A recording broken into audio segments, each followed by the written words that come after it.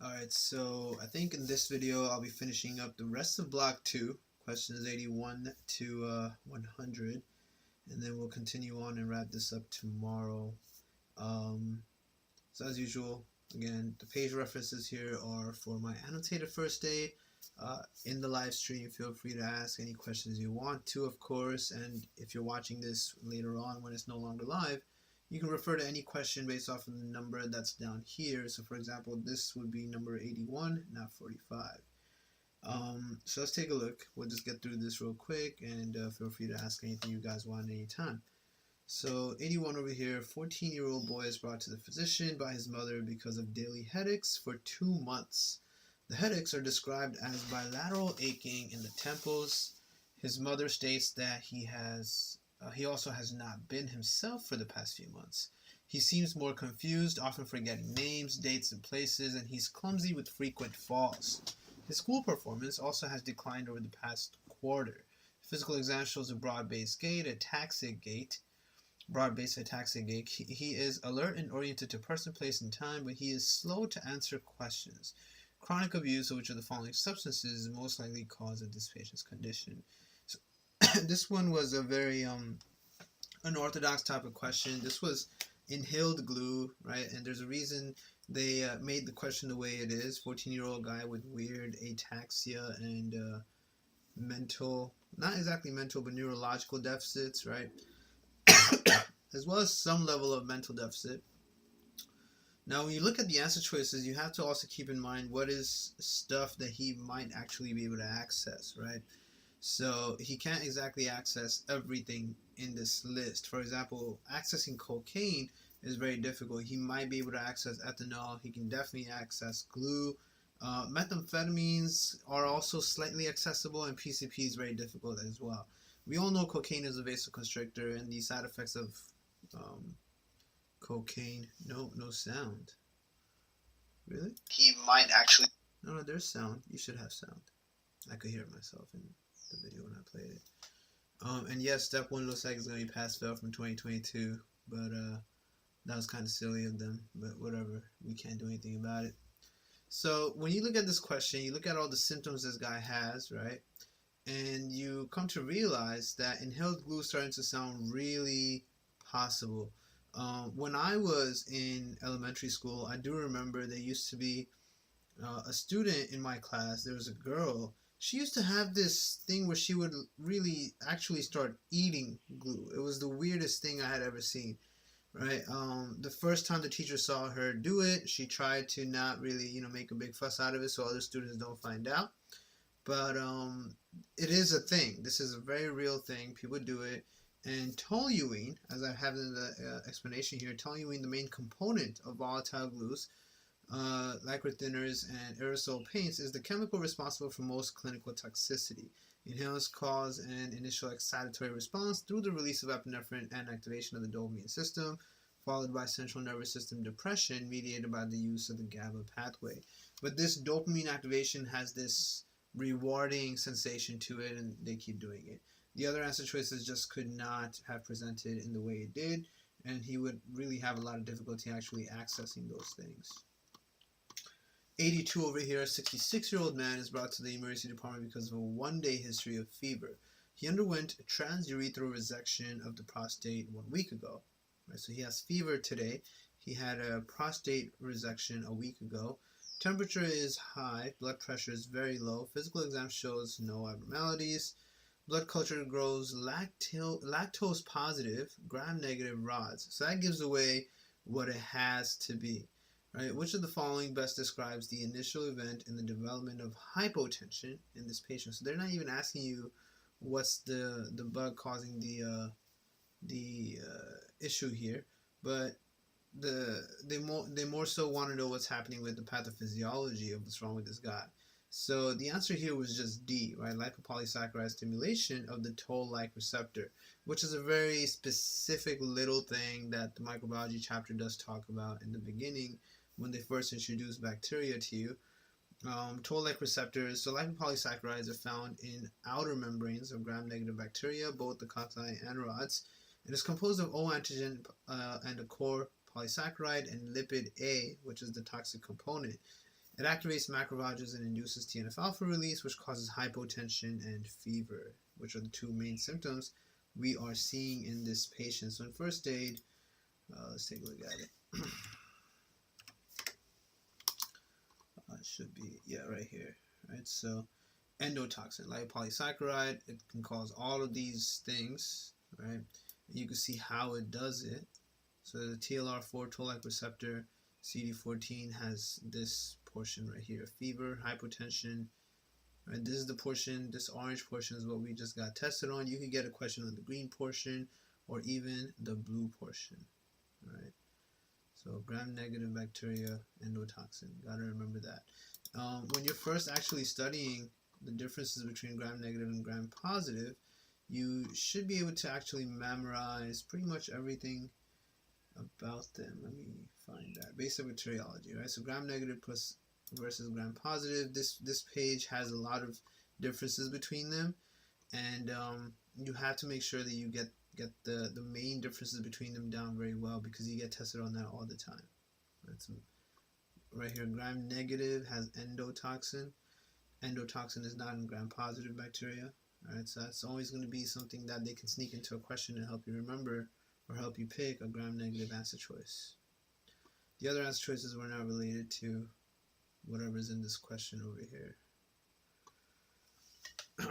This is a really silly type of question. I think I've seen a question where there's one question for each of these answer choices in all the different NBMEs. So this question is used again with the same answer choices, but the correct answer for the other question was different. Here, the correct answer is D, normal libido and normal nocturnal erections. So what's up with this guy? 68-year-old man comes to the physician because of a 1-month history of not being able to sustain an erection for sexual intercourse, although he has no difficulty during masturbation. His wife of 40 years died 2 years ago after a prolonged illness. He began dating recently. He has a multinodular goiter but takes no medications. Now, multinodular goiter sounds more like a thyroid adenoma of some sort, some kind of thyroid cancer. His serum thyroid stimulating hormone concentration is 4, and serum testosterone concentration is within the reference range. He does not have any symptoms of major depression. Which of the following pairs of additional findings is most likely to be found on history taking? So since he has no difficulty during masturbation, and clearly he wants to have sex, he is dating someone new right now, all of this gives away that everything must be normal. He definitely has a libido, he has the urge to have sex, and he has nocturnal erections because his apparatus is working fine, which is why he has no issue during masturbation. Right, so this patient is having psychogenic ED. It's all in his head. Libido is normal and nocturnal erections are normal. If his testosterone level was low, then libido could be decreased, and if his nervous system was damaged, then he could have decreased nocturnal erections. But neither of those two things are in this question, so there's no reason to worry about anything. The thyroid adenoma that he might have, whatever is wrong with his multinodular goiter, is irrelevant to this specific question in itself, right? Because that will not affect his libido or nocturnal erections, at least not for this question per se. Now, there are other questions where other things do get changed around, and they get changed around based off of these things, right? If the question tells you for any reason that testosterone levels are low, then libido could be low. Or if for any reason his prolactin levels are high, then libido could be low, right? Stuff like that. And if he suffered any kind of CNS injury, maybe from a car accident or something like that, then his nocturnal erections could be low. Okay. So there are variations though, different NBMEs that I've already done explanations for. Some of them also have the same exact question outline, but with a different correct answer and a different scenario too. This one has J answer choices because you should immediately know what the problem is once you're done reading the question. So a 33-year-old young woman, right, 33 is still pretty young, comes to the physician because of fever, malaise, burning on urination, and a scant vaginal discharge for the past 4 days. She has been having unprotected sex with a new partner. She appears acutely ill, temperature is high, pelvic exam shows a swollen labium with multiple extremely tender vesicles and ulcers.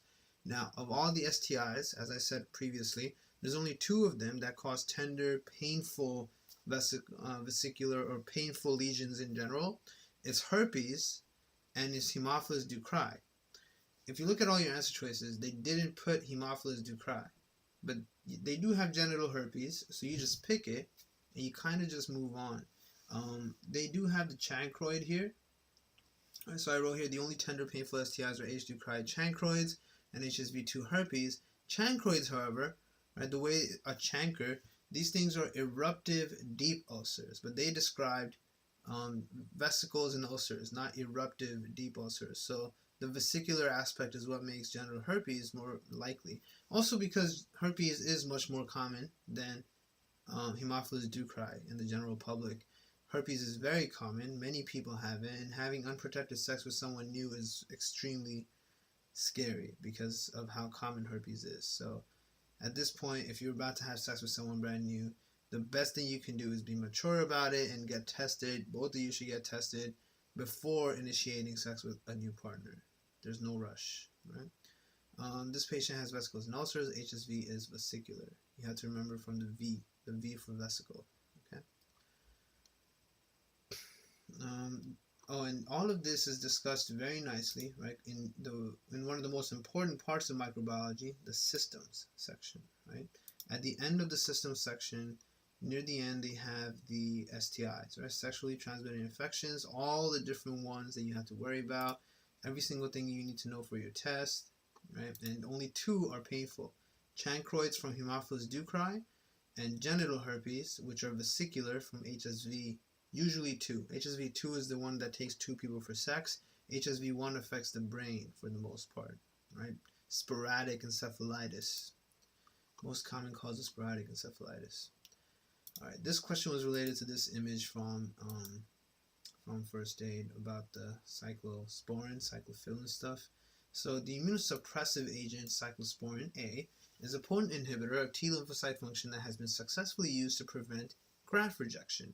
Graft rejection is most likely prevented by an action of cyclosporin on which of the following steps in T lymphocyte recognition or activation? And then they put a bunch of answer choices. Now, if you have no idea or you barely remember, then these answer choices are all going to look very similar, and you're going to have to knock some out and guess the best you can. For example, you can kind of knock out E, knock out D, B, even A, right? And then you're kind of left with like F and G, and of course the correct answer, which is C. And if you even vaguely remember it, the C should ring a bell. Interleukin-2 transcription is what's going to be inhibited here, right? Cyclosporin and tacrolimus both inhibit interleukin-2 transcription. Both of them are nephrotoxic, but cyclosporin causes hairiness, while tacrolimus causes diabetes. Sirolimus prevents response to the interleukin-2 and also induces insulin resistance, but is not nephrotoxic. Therefore, you can combine cyclosporin and sirolimus. And that's something they discuss in the book. This is a combination of medications that's going to be very significant, right? These three first ones right here, you should master them whenever you can on a given day. Memorize them perfectly so that you don't have to come back to them again. My cyclosporin spores are hairy, so imagine cyclosporin to be hairy, and remember it causes gingival hyperplasia and hirsutism. Tacrolimus doesn't cause those things, but tacrolimus and sirolimus both cause diabetes. So you cannot combine the 2 limus medications, right? But sirolimus is synergistic with cyclosporin. You can give sirolimus and cyclosporin to the same person, and cyclosporin prevents interleukin-2 transcription, while sirolimus prevents response to interleukin-2. So you really shut down interleukin-2 at that point, preventing graft rejection, right? And they're not going to be compiling the nephrotoxicity. Sirolimus is not nephrotoxic. Cyclosporin is. Cyclosporin has nothing else here that's going to really mesh with this. Sirolimus is going to increase insulin resistance. Cyclosporin will not. So those 2 guys go well together. But you have to remember all the side effects, because you can get a medication question, a pharmacology question about the mTOR inhibitor. And mTOR inhibitors are very, very popular in mainstream media these days, medicine-related media. mTOR inhibitors are something that people are talking about with regards to basically immortality, in a sense, right? Very, very interesting thing, this mTOR thing, and a lot of doctors are talking about it on social media. So sirolimus is pretty cool for having this capability of being an mTOR inhibitor, whereas cyclosporin is just a general medication that you can take for psoriasis, rheumatoid arthritis, and of course the immunosuppressive aspect of not rejecting grafts. Next one here, 86. This was just a very straightforward, simple question about something you might have not really remembered actually. 76-year-old man comes to the physician because of a 2-week history of constant, intense pain of his right arm. He has pain in the right arm. Okay, there has been no trauma to the arm. 7 months ago, he had a cerebral infarction that resulted in lack of sensation on the right side of the body. Right, so he had some kind of stroke. Muscle strength and deep tender reflexes are normal everywhere. Sensation to light, touch, vibration, and pain and temperature is decreased over the right side of the body because of that stroke. The most likely cause of this patient's pain is damage to which of the following regions of the nervous system? And that had to be C, the left thalamus, right? This is post-stroke pain syndrome, and that's discussed on page 559, which might not be 559 anymore because I added a couple more pages. But let's find it. Should be right here. So 563 now. I added 4 pages ever since. Okay. Central post-stroke pain syndrome, right? Neuropathic pain due to thalamic lesions. Alright, so thalamic lesions, and that's why the only answer you could pick was either the left thalamus or right thalamus. Right? Initial paresthesia is followed in weeks to months by allodynia, which is where ordinarily painless stimuli will cause a lot of pain. Basic things are causing too much pain, and dysesthesia on the contralateral side occurs in 10% of stroke patients, which is a lot. That's a lot of people right there. All right, so 10% is a pretty big percentage, and you had to pick left thalamus because all his symptoms are on the right side of the body. Right? Not a bad question at all, but if you didn't remember any of this, if you didn't remember central post-stroke pain syndrome actually directly, then you're just kind of screwed there, and you kind of just guess between one of the 3 right here. Now, even if you had to guess, right, he has pain, and internal capsule is not related to pain, nor is really post-central gyrus, right? So you wouldn't really pick either one of those 2. The thalamus does have sensory components, and you could pick that. So there's many ways to approach this question, but one thing is for sure, you would knock out D, E, and F because they're all right side answer choices. 87, a 28-year-old man is brought to the emergency department 30 minutes after the sudden onset of shortness of breath. He has a 3-year history of cocaine abuse, right? So chronic cocaine abuse. Very young man. Temperature is 100.6, pulse is 100 per minute, blood pressure is very high. Physical exam shows diminished pulses in the left upper extremity. Crackles are heard over all lung fields. Grade 2 out of 6 diastolic murmur is heard best at the left sternal border. A chest x-ray shows a widened aortic arch. Which of the following is the most likely diagnosis? So he's a chronic cocaine abuser. You look at all your answer choices. You can definitely knock out mycotic aneurysm. You can knock out saccular aneurysm, and you can knock out atherosclerotic aneurysm. So you're really just left between B or D, and it's not a pseudoaneurysm. So it's just a dissecting aneurysm because of the vasoconstrictive and hypertensive properties of cocaine abuse. Major risk factor for aortic dissection is hypertension, and in this case, it might be due to cocaine use, which causes marked hypertension, marked vasoconstriction. Dissection causes a tear in the tunica intima. Blood can flow backwards into the pericardium and cause tamponade. This manifests as crackles in the lung due to poor left ventricular function. Another clue is the diminished pulses only in the left arm, which means that the left subclavian artery must be involved, and an aortic dissection is the only plausible explanation here.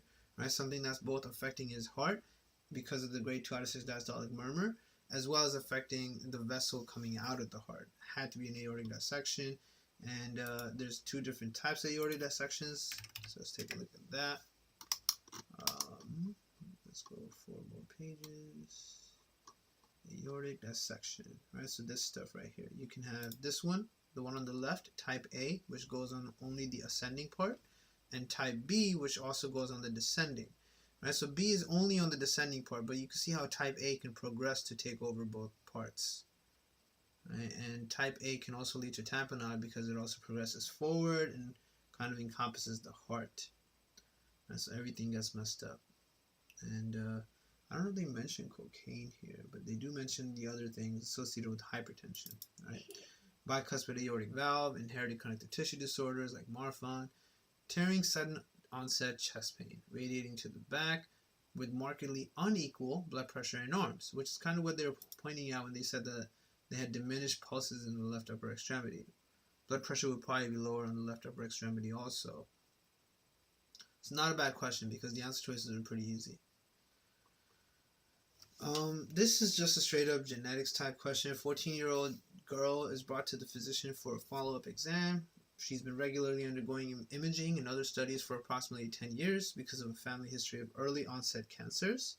Her older brother was diagnosed with a brainstem glioma at age 19. Her younger sister was diagnosed with malignant choroid plexus tumor at age 2. And a paternal cousin was diagnosed with adrenocortical carcinoma at the age of 7, adrenal gland, right? All 3 individuals have since died from their malignancies. A mutation in which of the following is the most likely cause of the family's predisposition to cancer? So cancer is everywhere. The way it's presenting in all these different family members really sounds like Li-Fraumeni syndrome, which is SBLA, sarcoma, breast leukemia, and adrenal gland syndrome. And that Li-Fraumeni is due to an issue with TP53. So you just pick E, right? APC is linked to FAP, colorectal cancer, familial adenomatous polyposis, right? APC. RET is for papillary thyroid carcinoma, as well as MEN2A and MEN2B. So it was very likely someone will pick RET if they think this is stuff related to MEN2, but it's not. RB1 is retinoblastoma, right, which can be related to other things as well, but nothing to do with here, and obviously wasn't BRCA. Definitely wasn't BRCA at all. Would they show us a picture of genital lesion instead of description, like herpes versus Haemophilus ducrei? They totally can. They definitely can. Yes. And it would really help if they tell you something is painful. Now, the difference between a visual image of genital lesion of herpes versus a visual lesion of Haemophilus ducrei, the ducrei would not have vesicular lesions. There would be no vesicles. You would just have ulcerated lesions, and both of them are painful. But herpes is famous for the vesicular aspect of things, and you have to search for that in the image. So it definitely helps to, one, either have actual experience of seeing those lesions in real life, possibly during like either internal medicine or OBGYN. And it obviously helps a lot to just Google these images and check out how everything looks. Yes, you should definitely know. You should definitely know. Know how to describe it verbally and know how it looks in questions. This question, 89. A 63-year-old woman comes to the physician because of a 5-day history of shortness of breath and swollen legs. Her respirations are 25 per minute and labored, and blood pressure is 130/50. She has a large subclavian AV fistula caused by a stab wound to the left supraclavicular area 15 years ago. Always remember that. Deep stab wounds from some kind of altercation, like a fight or something like that, can lead to AV fistulas, and that happened to her 15 years ago. A physical exam shows 2+ edema in the lower extremities. Which of the following findings is most likely in this patient? Right, so this was a slightly difficult question. It involved knowing the pathophysiology very well, and UWorld has tested people on this as well. So here the answer was D, increased resting cardiac output. Whenever you have an AV fistula, you always want to remember, whenever you have an AV fistula, you do increase your cardiac output, because a fistula is a connection. So basically you connected your arteries and veins, right, in this one area. So that theoretically increases the number of arteries you have, right? That's the concept there. You increase the number of arteries you have. And if you have more arteries, your heart has to put out more blood. That's kind of what you're thinking of. You could also think of the fact that you increase the number of veins you have, right, from the other end, because the AV fistula. So if you have more veins, that means you're bringing back more blood into the heart. And then, of course, theoretically, you're also going to pump out more blood from your heart. And this is resting cardiac output. It's not because the person is exercising or anything. This increased cardiac output leads to something called high output heart failure, right? That's what that's called. So if you remember these basic things, well, not basic, but now they're basic to you because you know it. But if you remember these things, then you will remember the whole concept anytime you see it in a question or in your practice. And that's really it. It was not going to be any of these other things. So you're not going to have decreased arterial oxygen saturation, because your arterial oxygen saturation will remain the same, right? If anything, it might increase a little, but for the most part, stay the same. But that was a trick answer choice that many other people could pick, right? You would think that if your arteries and veins are if your arteries and veins are connected, that you're going to have lesser oxygen in your arteries for some reason, and that would not make sense, right? Because your oxygen saturation is, one, based off of how much hemoglobin you have, and two, whether your respiration is working fine, right? So an AV fistula would not necessarily affect the saturation of oxygen. It would affect your concentration of oxygen, right? The amount of oxygen you have, the percentage of arterial oxygen would kind of decrease because there's more venous blood kind of diluting it, all right? And that's what they played you on in this answer choice. It wasn't the oxygen saturation that would be affected. Oxygen saturation is going to be just fine. His lungs are okay. You're going to have a lower oxygen concentration. Decreased mixed venous oxygen saturation is pretty much the same answer choice as A. Now they're saying that the venous oxygen saturation is going to be lower. That's not true either. Oxygen saturation is going to be normal everywhere. Decreased stroke volume doesn't make sense. There's no reason for stroke volume to decrease. That would be heart failure. And we haven't exactly seen this person having any level of... well, actually, there could be some heart failure here. Right, breath and swollen legs because she has the edema. But not the most likely finding, right? There will eventually be some level of heart failure, and I guess this answer choice doesn't directly say heart failure either. It says decreased stroke volume, so stroke volume decreasing isn't the most likely thing in this patient. Yeah, because the stroke volume decreases when you lose systolic function, and she will eventually lose systolic function because this happened 15 years ago, so she's got high output for a long time, and eventually that will lead to high output heart failure. Increased vascular resistance is not true either. No, your vascular resistance will not be higher. So that's about it for that. This is a more in-depth explanation here. Next one, this is just a silly question that often gets many people. Question 90, a 57-year-old woman is brought to the emergency department because of a 6-hour history of increasingly severe shortness of breath. Temperature is high, pulse is 80, respiration is at 30, blood pressure is slightly high. Pulse oximetry on room air shows an oxygen saturation of 90, which is a little low. Physical exam shows decreased breath sounds and dullness to percussion. Right? Dullness to percussion. You always got to remember the respiratory aspect of what that means. So decreased breath sounds and dullness to percussion on the right side. A chest x-ray shows a large pleural effusion on the right. Thoracentesis is planned.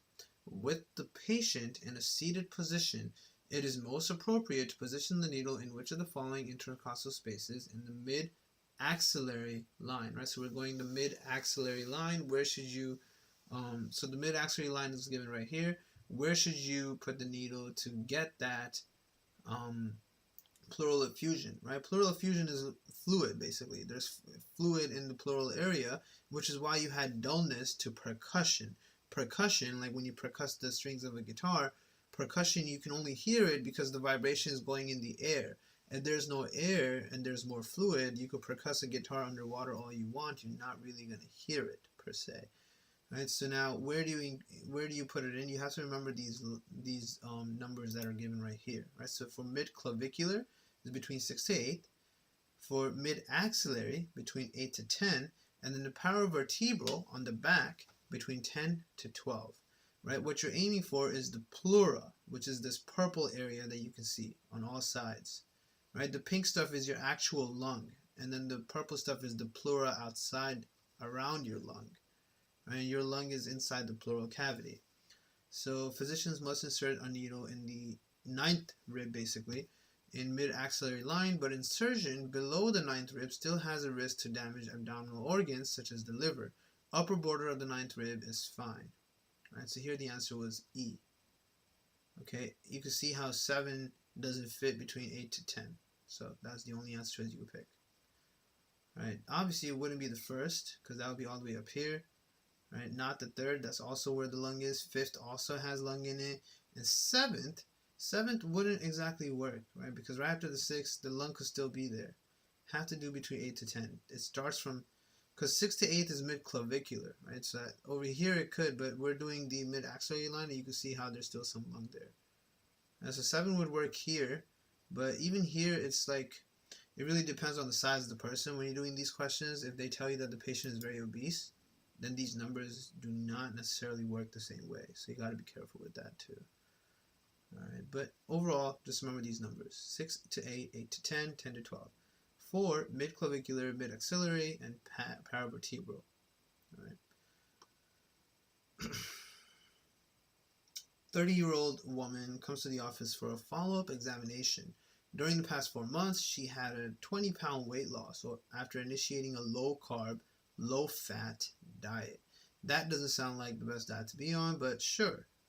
She has no history of major medical illness and takes no medications. She's 5'2" and now weighs 138 pounds. BMI is 26. So it's good for her. She lost the weight. Now she can normalize her diet and control it a little, and she'll be all right.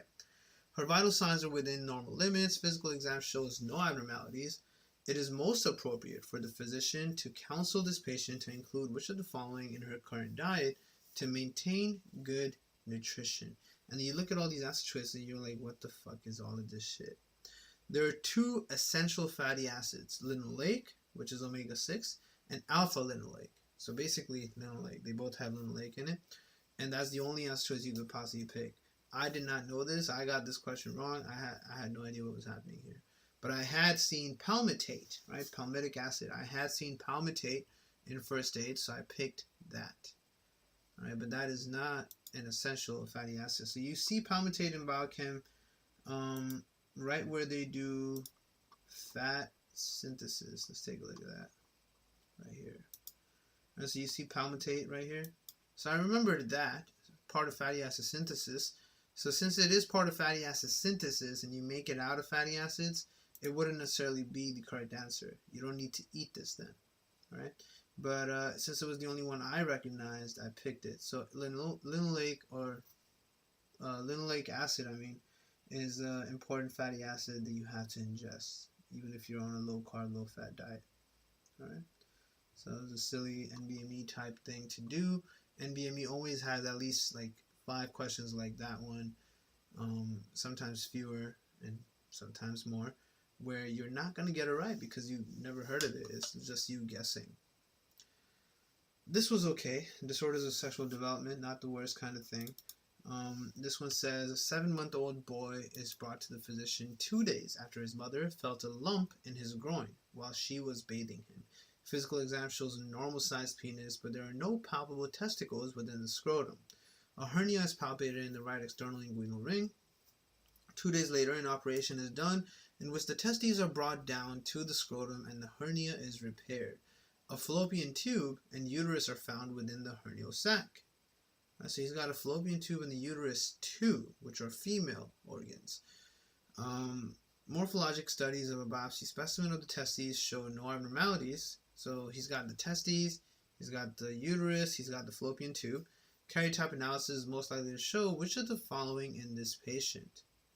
Right? What could he have?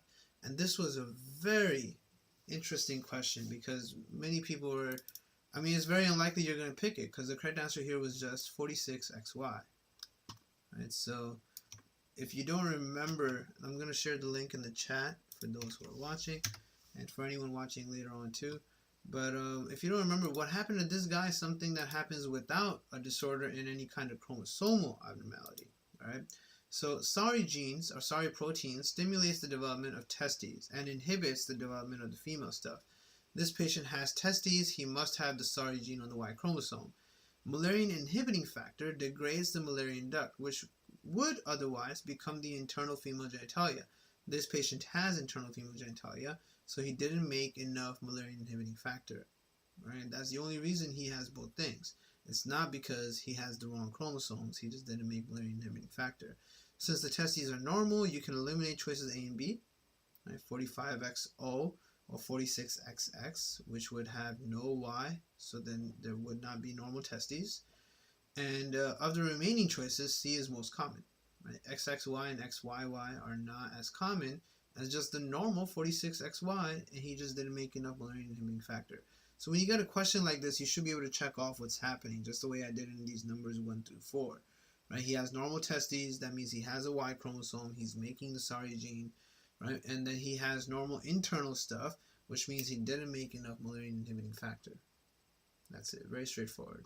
But very interesting way to show this question, where you would not really want to pick 46XY because you might tell yourself this is supposed to be someone with the wrong chromosomes, and it's not true. All right, so that's something you want to be very careful with. First Aid 2020 did this great thing where they added more information about micturition, right? They had a really nice addition under pharmacology where they talked to you about how urethral incontinence is affected and all that, but they still don't have something as great as this image right here. And my annotated first aid already had perfect notes on urinary incontinence to begin with. Now, if you're interested in more information about the micturition reflex, then this video on UWorld does a great job for that, so I'm going to share that here too. But other than that, this is everything you need to know.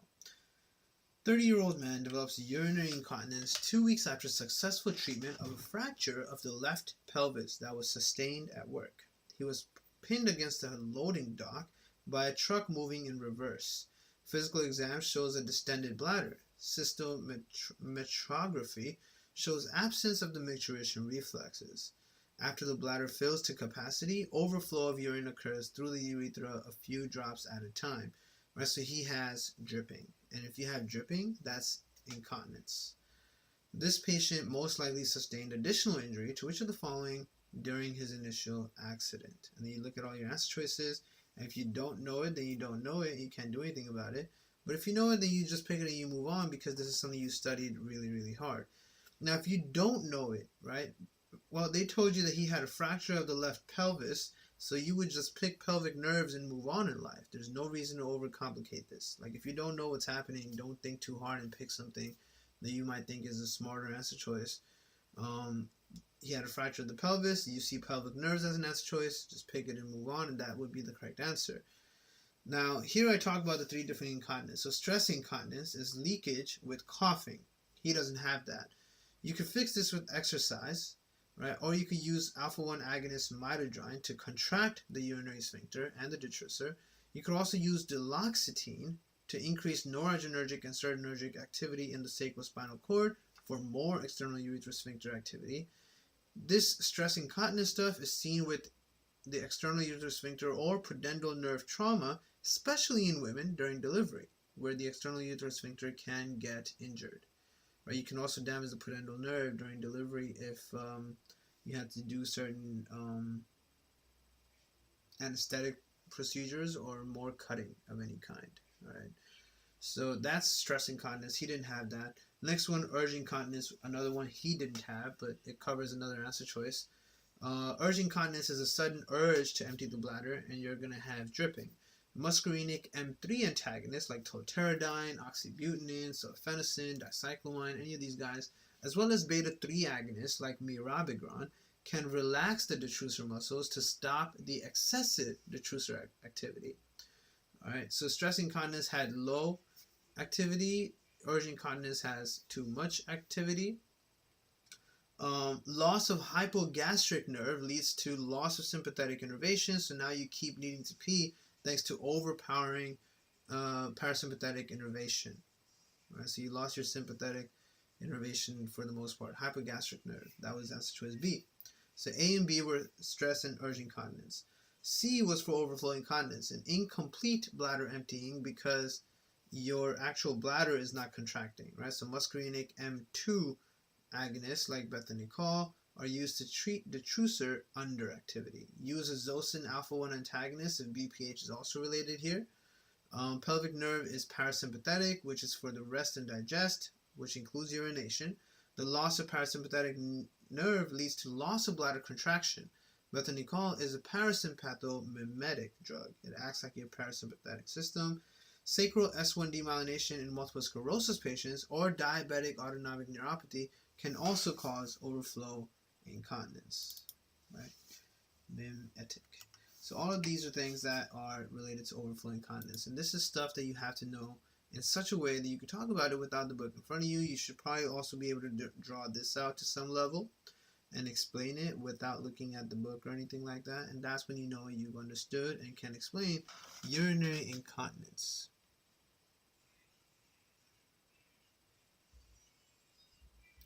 There is no first or second NBME to take. All NBMEs are just NBMEs, so just do them as you wish. When people say do this NBME first and do that NBME second, etc., that's their own personal thing. Every NBME is different for every human, depending on what they studied. Some things are easier for some people, some things are harder for some people. So based on that, some people might say NBME 18 was easy, do that last, or NBME 20 was hard, do that first, whatever. It doesn't mean anything. So just do them in any order you want to, and then you could review them with my videos or with whatever else you have. For editing my PDFs, I use this app right here, Foxit PDF. The Phantom version is the paid version, which lets me add blank images or actually edit the text of the book itself. But you can get the free version and do similar stuff anyway. You just can't edit the actual text in the book, and you can't add blank pages. So that's about it there. Number 94, baclofen, very important medication to remember, especially when it comes to the high-yield topic of MS, multiple sclerosis. So this 29-year-old woman comes to the physician because of a 10-day history of difficulty walking. 2 years ago, she had a loss of vision in the left eye, which improved during the next 2 months. Ophthalmologic examination shows decreased visual acuity in the left eye with pallor of the optic discs. There is past pointing on finger nose testing, right? So past pointing on finger nose testing, you can watch a YouTube video of this where you tell them to touch their finger to the nose and they miss. They can't do it, right? She also has a broad-based gait and spasticity. An MRI of the brain shows lesions in the white matter of the cerebellum, which pretty much confirms multiple sclerosis. Treatment with which of the following agents is most likely to improve the spasticity in this patient? So again, this entire scenario did not need to be given. They could have just asked you which one of these medications would help with spasticity, and the only answer choice you could really pick is baclofen. Patient appears to have muscle spasticity as a result of MS, multiple sclerosis. Spasticity is treated with a muscle relaxant, and the only one here that really is a muscle relaxant is baclofen. Spasticity is treated with a muscle relaxant like baclofen, which is a GABA agonist. Bethanycol is a cholinomimetic, which can be used to treat urinary dysfunction in MS. The question asks what would help treat spasticity. Right? Very straightforward. So there was nothing else to pick here. Pyridostigmine. You should know what mecamylamine is. This medication is not in first aid, so you can go ahead and Google that, learn what that does. And atropine, very high yield medication, completely irrelevant to this scenario. 95, an ocular motility question. Thoughts on pass-fail. I cannot express my thoughts on pass-fail in this video, but I will definitely go ahead and make a video about that eventually because I've had a lot of people ask me about it. But in a quick summary, I think it was just bullshit that they did that. Why do something of that caliber at this point? Like, there was nothing wrong with how things were working to begin with. 95, a 28-year-old man is brought to the emergency department after being struck in the right eye by a baseball. He has diplopia, periorbital swelling, and anophthalmos. Upward gaze is impaired and sensation is decreased over the right zygoma. X-rays of the face show fractures involving the orbital floor. These clinical findings are best explained by entrapment of which of the following muscles within the fracture. So again, if the orbital floor was damaged, right? If the orbital floor was damaged, the only answer choice that you could pick would have to be something that damaged one of these guys down here, right? The inferior rectus muscle, the inferior oblique muscle, both of them have attachments at the bottom, okay? And the only one you see that with is A. That's really it, really. Many people canceled out A and chose E because of the impaired upward gaze. In the last sentence, it asks you to assume an entrapment. So it actually is the inferior rectus, which is the cause of the upward gaze palsy. The entrapped muscle is functionally trapped in its shortened position, thereby not allowing the orbit to gaze upward, right? If the downward muscle is active, that means you're looking down and you cannot look up. So upward gaze is not occurring, is what they said here in the question. If you can't look up, it's because you're looking down. And if you're looking down, it's because this stuff is entrapped. Could be either one of them, right? So inferior vectors and inferior oblique. So it was a very easy question, to be honest. But a lot of people did get this wrong and actually cross out A and go with E. So gotta be careful. Read carefully, think clearly. This question, 96. A 44-year-old man is admitted to the hospital because of altered mental status. Blood pressure is extremely high. Fundoscopic exam shows papilledema and retinal hemorrhages. Urinalysis shows 15 to 20 erythrocytes per HPF. Drug with which of the following effects on vascular smooth muscle is most likely to decrease his blood pressure? So we definitely need something that causes some level of vasodilation. Now, the answer choices I've crossed out with the orange line here are impossible answer choices. You cannot pick them. For example, a drug that decreases synthesis of nitric oxide would probably kill the guy, right? Because nitric oxide is a vasodilator. You want more of that, not less of that, excuse me. Increasing the activity of membrane calcium channels. Remember, what do you give for hypertension? You give a calcium channel blocker, not something that upregulates calcium channels. That would also do the opposite effect. And same thing for F, increasing release of calcium from sarcoplasmic reticulum. Calcium, all that's just going to cause more flexing, aka more vasoconstriction. All right. So you're left between A, B, and E, and cyclic GMP should ring a bell for Viagra, right? All of those medications in that area, in that group, work by causing vasodilation through cyclic GMP, not cyclic AMP, and not by the activity of membrane potassium channels. All right, this is hypertensive emergency, and you can give him any one of the big guys. So this patient evidently has hypertensive emergency with end organ damage, right? Drugs that help are nitroprusside, clopidogrel, phenoldiazepam, labetalol, nicardipine, and nitroprusside, all of which you need to know from cardiovascular. The nitrates are especially helpful, and they increase cyclic GMP, just like Viagra, phosphodiesterase inhibitors, right? The choices with the red line depict choices that do the opposite of most antihypertensive. You need NO, nitric oxide, you block calcium channels, and you stop calcium release in the treatment of hypertension. The cyclic AMP is more related to sympathetic stuff, and that's what you see in your pharmacology autonomic drug section. Right? So over here you have cyclic AMP activity. Right? So GQ does the DAG-IP3, and GS over here does the cyclic AMP, protein kinase A. Right? More calcium. That's not what we're talking about for our question. Okay, so again, not a ridiculously hard question at all.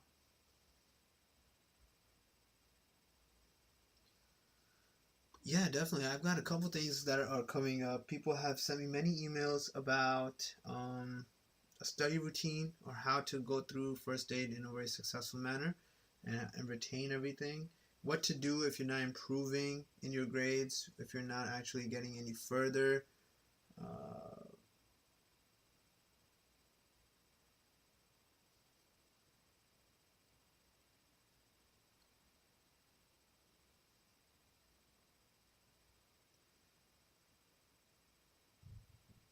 Oh, okay. Yeah, no problem.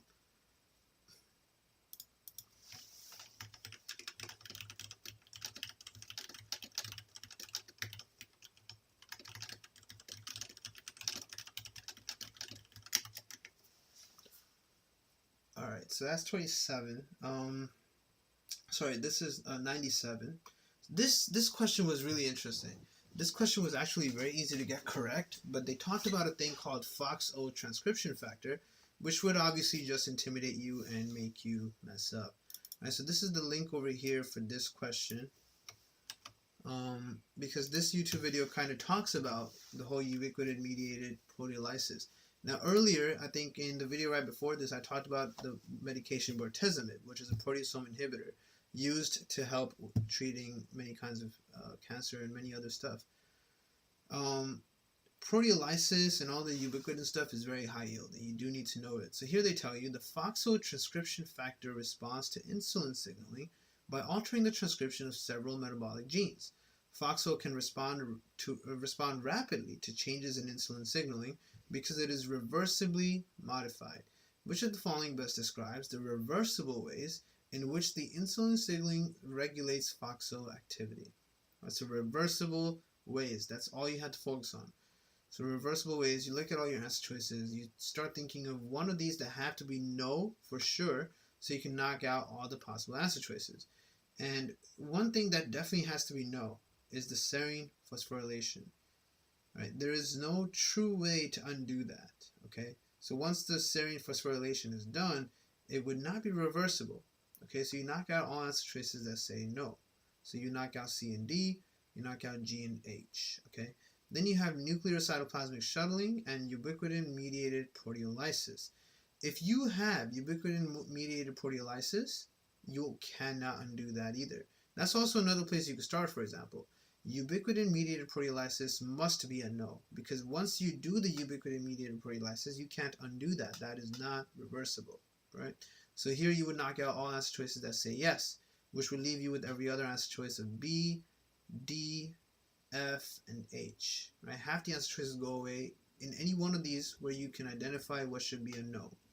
Another half of the answer choice goes away when you figure out the other thing that needs to be a no. So right now we would just be left with, once we figured out the serine phosphorylation cannot occur, proteolysis cannot occur, the only things that are left are basically just B and this one right here. Right? Serine phosphorylation is going to be a yes. Why? Because you can do this, right? Phosphorylation, and it's not exactly the end of the world. Let me actually, I think I might have misexplained that. My bad. I'm getting a little tired of this shit. This is why I stopped doing NBME explanations, but it's very much requested thing. And I already had NBME 21 done, so I went ahead and made the video. But let's start over. Okay, wait. The proteolysis stuff, you know for sure, right, cannot occur because you cannot undo it. So you knock out all answer choices that have proteolysis. All answer choices that have proteolysis would be a problem. You cannot do the proteolysis because that would not be reversible. So you cannot do it. So this would go away, this would go away, this would go away, this would go away. If you do the proteolysis, you can't reverse it. Our main thing is finding reversible ways, okay? Phosphorylation of the serine stuff, you might not know too much about. And nuclear cytoplasmic shuttling, you know that this is always reversible. You can always go back and forth with it, okay? So can we have nuclear cytoplasmic reversibility? Yes, we can. Right, so we knock out all of these answer choices. So that means we're basically out of all of these answer choices. So you're just between A to D, and we already knocked out C over here and A. So all we're left with is B or D. And that comes down to serine phosphorylation. Can we do the phosphorylation or not? And what is the serine phosphorylation about? Well, you need to remember this statement right here. Remember that insulin works with mitogen activated protein, which is also the serine threonine kinase pathway. There's an easy way to memorize all of those different pathways on that page of endocrine. It's a very intimidating page with very minimal information on that page itself, but you need to master it. These signaling pathways. So for this stuff right here, insulin and then the growth factors, and remember insulin is anabolic, so it does make you grow. Growing requires a map, right? If you want to grow your country, if you want to grow your nation, you need a map. So I always remember the MAP kinase pathway, right? And that MAP kinase also helps you remember serine threonine. These things you have to keep in mind, the serine threonine kinase pathway. MAP, serine threonine, okay? This is all together. Take a day for each one and master it. Right? One of the hardest ones to memorize on this page is the IP3 stuff because they're all over the place. Right? But the cyclic GMP is super easy. The intracellular stuff, these are all cholesterol derivatives. They're all hardcore hormones. Those are easy. And then the receptor versus non-receptor, we just did the receptor one. MAP kinase. The non-receptor ones are all JAK-STAT pathway. Right? Janus kinase and signal transducer activator transcription. But the cytophils and cytokines, also very easy. It's just the IP3 that's hard because these guys are everywhere. So this phosphorylation stuff is reversible. Okay, so you can have the phosphorylation occur. Of course, once you do insulin phosphorylation, it doesn't mean it's permanent, right? Eventually it stops. Insulin is released in our body, and sometimes it's not because you're not eating carbs. So you just pick B here and get it right. I got this question right the first time I did it, but it took me some time because I had to think about the serine phosphorylation. I was easily able to do this part. You know there can't be any proteolysis, right? So proteolysis cannot be a yes. There should be no proteolysis. There has to be no proteolysis because that would mean it's reversible still. And then nuclear cytoplasmic shuttling, you know you can always undo it. You can bring things back out if they went in. So that shuttling is okay. So this is a yes, right? And then the phosphorylation, you need it. Insulin always does phosphorylation of serine kinase and all that. So you can't say no to that, right? So B was the correct answer here. Very interesting question, very intimidating model of a question, but totally doable. You just got to remain calm and really understand what it is that's being discussed. Okay. All right, so let's go next question. 98. This is typical sarcoidosis question, but you know they're trying to intimidate you with talking about two answer choices that look very similar, C and D. So you need to know what those two are. 40-year-old African American woman comes to the physician for a 2-week history of fever, malaise, and dyspnea. It's nice that they told you it's an African American woman because then you can figure out what's actually wrong here. Temperature is 98, which is fine. Respirations are 20. Physical exam shows erythema nodosum, which is seen in sarcoidosis. Painful, almost bruises looking like thing on the legs usually. Parotid enlargement and hepatosplenomegaly. Her serum calcium is high, and that's it. That's when you know that this must be sarcoidosis. CT scan of the chest shows bilateral hyaluronidenopathy, which if they were going to give you that, then they didn't need to tell you anything else. Could have just told you an African American woman with bilateral hyaluronidenopathy showed up, and you would know it's sarcoidosis. Serum studies are most likely to show an increased concentration of what? Right? Now, there's a lot of things that occur here. You would have a high CD4 to CD8 ratio, a lot of CD4 positive T cells. You would have a lot of ACE activity, right? But the main thing is you find granulomas here, and the granuloma is what causes high macrophage activity, which then upregulates how much calcium you're going to have and all the vitamin D stuff, right? So when you look at your answer choices, you're really just between C or D because you know you're going to have some level of high vitamin D, and you have to remember which one is vitamin D. So 125 dihydroxycholecalciferol is the correct answer here, right? There's increased 1-alpha hydroxylase mediated vitamin D activation. The 1-alpha hydroxylase should remind you of 125, not 2425, right? And that occurs in the non-caseating granulomas, leading to hypercalcemia in sarcoidosis patients, all right? 2425 dihydroxycholecalciferol, I believe, is the used version of vitamin D. Let me check, because I had looked it up and added it into where they discuss vitamin D. 2425, where did I write it? Yeah, the inactive metabolite of vitamin D is 2425 dihydroxycholecalciferol, which is what we excrete after absorbing calcium. All right, so just another tiny fact that NBME does discuss. 99 was about this anatomy, reproductive anatomy right here for female. 22-year-old woman, G1P1, is brought to the ED because of a 2-day history of fever and severe vaginal bleeding. 4 days ago, she delivered a healthy male newborn spontaneously at term. Her temperature is high, pelvic exam shows an open cervix and heavy vaginal bleeding. Ultrasonography of the uterus shows no retained placental tissue or large thrombi. If an operation is required to control the bleeding, ligation of a branch of which of the following arteries is most appropriate? So this type of question is very common, right? UWorld has this question also. It's very important to know what's happening here. They made the answer choices pretty easy here, and you would just pick the internal iliac and you'd be done, right? Because obviously the internal iliac is what's supplying all of these internal things, and you can see that right here. Right? So the internal iliac gives you the uterine artery as well as some vaginal arteries. You want to stop this bleeding, okay? So you go ahead and just stop the internal iliac. The uterus is very internal, so internal iliac is very straightforward. The uterine artery is the branch that we're really focusing on here. The external iliac becomes the femoral artery after the inguinal ligament, and that is unrelated to the pelvis. The ovarian artery, this green one here, comes directly from the aorta, just like the testicular arteries in men, right? Because that's just where anatomically these things developed. So very easy question.